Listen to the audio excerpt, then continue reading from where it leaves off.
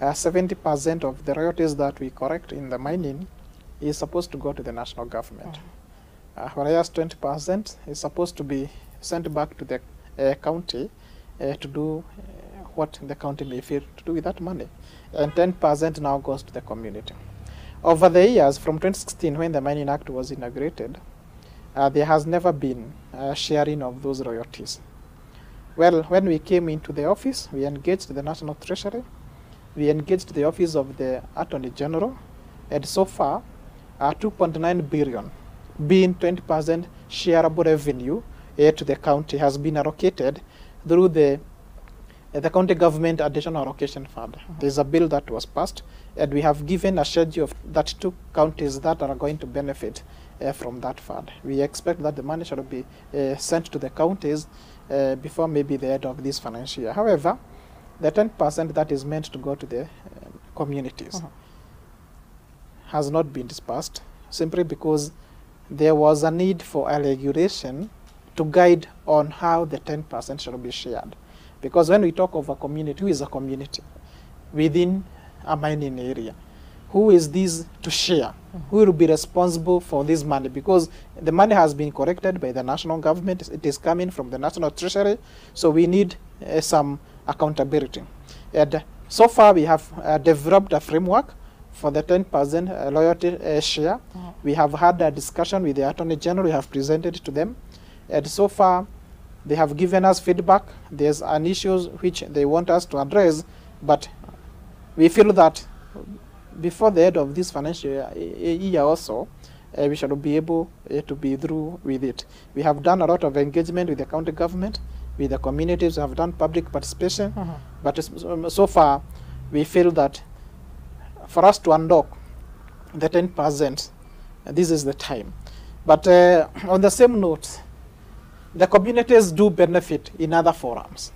For instance, anywhere we have given a mining license, there is a requirement that the company carrying out mining come up with a community development agreement committee. This is a committee that is constituted within the mining area and who are affected by the mining operation. And the requirement is that 1% of the revenue that is generated from the mining company is paid to this committee. And it is the responsibility of this committee to identify the projects which they would wish to undertake. Of course, the mining company is also involved, and so far we have quite a number of SEDAC that are being implemented. And two, we have several regulations guiding on how to benefit. The communities from where mining is done are supposed to be given the priority during the employment. So we have an employment regulations, use of good regulations. The company that is carrying out mining is required to buy from the community where they are mining, and more so, the national government through the office of the regional mines office do often go and carry out compliances of those requirements. So we can say that the community may not have been allocated the 10% royalties, but they are benefiting in other way. All right. The government in 2019 lifted a moratorium on the prospecting of issuing licenses. And the lifting of this moratorium, at the end of the day, allowed foreign investors in the market. And so there seems to be a growing influence of foreign entities established in artisanal mining areas. Does this pose a challenge of competition for Kenya's artisanal miners? Well, for a country to grow, we need to attract both large-scale investors who are supposed to operate together with the small-scale operators. Because there are some minerals that are way deep on the ground. They require sophisticated equipment to extract, and you may not find the same with the artisanals.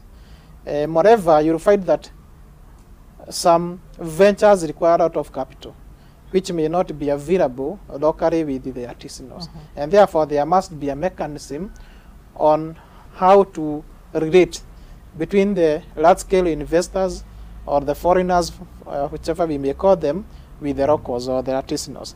And right now, what we are doing is to delineate or to demarcate spaces for the artisanal and for the large-scale use, so that both of them can coexist. We do not expect that the investors will come and either operate the activities that is supposed to be operated by the artisanals. Remember, the definition of artisanals is anybody who is using non-sophisticated mining equipments. Those are the tools and equipments that are just basic. So if you find somebody who is having an excavator, anybody who is having a lot of compressors, anybody who is doing leaching, that is not an artisanal. And what we are doing when we are going out to carry out enforcement and compliance is we are advising them accordingly. But those whom we find doing it in large scale, you stop, we assess you, you pay royalties that has not been paid over the years, then we consider whether to give or grant you license or not. And you mentioned earlier that you have closed hundreds of illegal mining businesses. How many of these have been foreign companies? Because the concern is that foreign companies, which have financial muscle, will then buy directly from artisanal miners while bypassing the official channels. And so in what way then is the government protecting small-scale miners and their interests? Thank you. Then we are not chasing away foreign investors. We need them. We need foreign direct investment. What we are asking anybody who is carrying out mining in this country is to follow the due process. We have the Mining Act that guides and directs on how to carry out mining in the country. Well, we have the artisanals who are selling to other people, which is okay, provided the person who is buying do possess a trading license.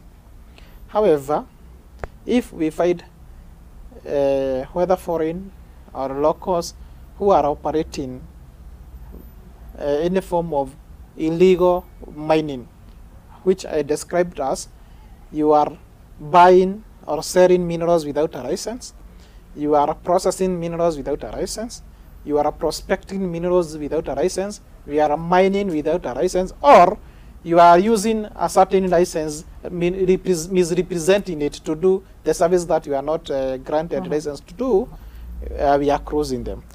And so far, we have been going around because there are so many illegal operators.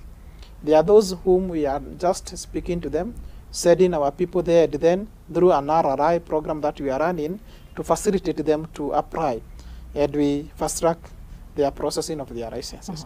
There are those who we feel that despite us warning them that you need to regularize your operation, those who are carrying out some large level of extraction without a license, and we had issued a close order which we find that they have dishonored. We have made some arrests. We did arrest around that 8 foreigners. A majority of them were deported, but that is not our intention. We have a mining police unit. The intention of mining police unit is not to harass, not to arrest. They are there to protect our investors in the mining sector. They are there to offer support and to facilitate us doing our business. We have a technical unit called Directorate of Mine, whose responsibility is to carry out inspection, regular inspection of the mines. But sometimes we find ourselves in a situation whereby we need now the mining police unit. For instance, when we come to you, to your factory, and you fail to open your doors or your gates, what we do? Now we have to enforce. And therefore, the two, the artisanals, the other mining, whether large scale or medium scale, they have to coexist. We are assisting them.